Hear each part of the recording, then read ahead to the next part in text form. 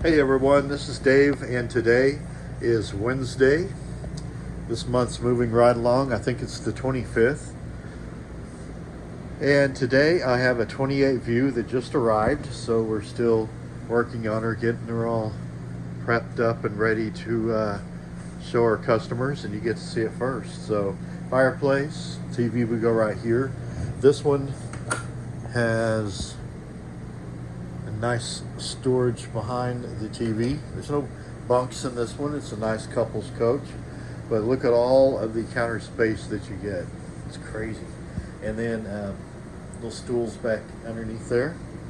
You get this really comfortable lounge back, and look at the view. Tankless water heater. This unit is 7,800 pounds, 29 feet long, coach wise.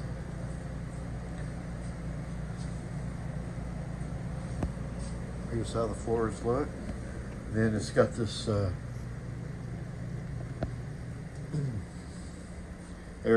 shaped area to go into the bathroom. Arched looking, huge shower stall. Wow.